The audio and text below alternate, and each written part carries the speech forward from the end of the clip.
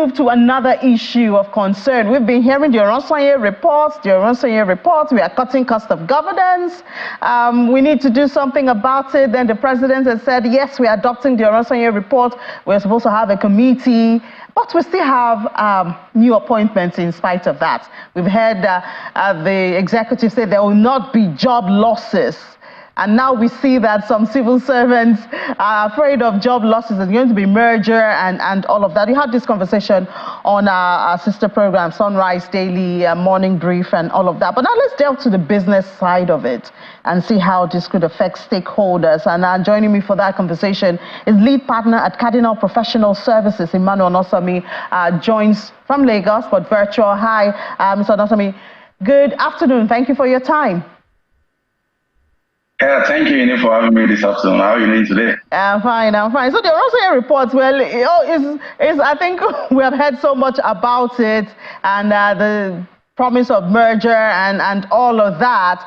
But could you just share with us, does it look like this is really going to bring about a cost of governance? Because there's been arguments. We've heard that the executives say there won't be job losses, so there won't be fear in the town, and there were going to be mergers and all of that. Do you see it actually bringing about cost of governance? Because I do know we've had new appointments even after, the directive of the president that Oronsaye report should be implemented. Okay, thank you very much, Ini. Let me say that beyond scoring a political points with the implementation of the Oronsaye report, the first thing we need to identify is that if we want to sincerely get the benefits from that report as recommended by the committee that put the report together, there is no way there won't be any form of job losses. We've heard from every quarter that from the government that they are planning not to have any job losses, because if you go to the objective of the report, is streamlining the bureaucracy in the civil service and the inefficiency that is also inherent in it for the purpose of cutting down, drastically the cost of governance. So if we must truly implement, the Oronsaye report, there is no way, there won't be job losses. You can't imagine, the surviving entity having two permanent secretaries, as the case may be, those kind of possibilities will not be there. I think, transparent communication around implementation is needed, and carrying stakeholders along in a manner that will lead to a win-win transparent outcome, for everybody. See it leading to a win-win. So we do not want people to lose their jobs, but we also want to reduce the cost of governance and to free up some funds for developmental projects in the country. And of course, as you've said, this report is about 10 years old or so, and things have changed, when you compare the realities. How do we make it relevant to today and impactful to the stakeholders? Okay, let me give you some data, so that you can appreciate the things that have changed. As of today, we have over 5 trillion, being expended per annum as payroll costs, and we have over 1.5 million people on that payroll. You will recall that when the president came in, and inaugurated the ministers, we also had some additional ministries that we don't use or have before. That means that, even this current government itself has also added to the number of workforce. But the big question on the table is that, just like if you mirror the private sector and ask yourself the sincere question that, with this large civil service and the cost of running the civil service, are we getting value for this side of the civil service as a nation? I think your answer is as good as mine, considering every sector of the economy. That suggests that we have a lot of inefficiency, going on there, and there is need for us to cut down on the recurring, salary expenditure that the government is incurring. And that is the first thing I want you to note. The second thing is that, the savings as estimated by the Oronsaye report itself, by now it must have been doubled. Remember that minimum wage as of 2012 was like 18,000. Minimum wage is currently 30,000. And even after, as at that time of the report, we only have about 560 something, MDAs, in the civil service. But now it has led to overseas about 696 MDAs, in the civil service. So if you look at it, beyond going to the letter of implementing the Oronsaye report, we need to even reevaluate the current situation in order for us to get the benefit of implementing the report, for the purpose of saving costs for governance. But like I said, it has to be a win-win process.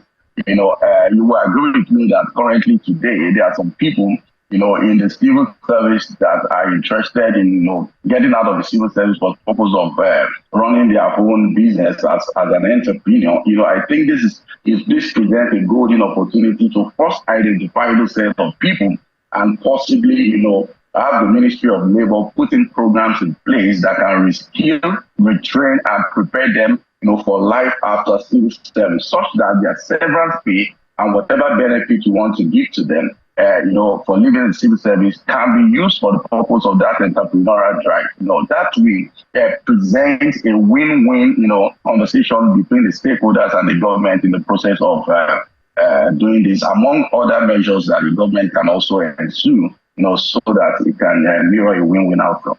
Sounds like a lot of work for the committee that would have to implement this. Who do you think should make up that committee in order to bring these innovative ideas to create a win-win situation for everyone? Yeah, definitely the key stakeholders, you understand. And the key stakeholders here are the employees, obviously, which will likely be represented by their unions, the trade unions, and then every union they have at their ministries or department level.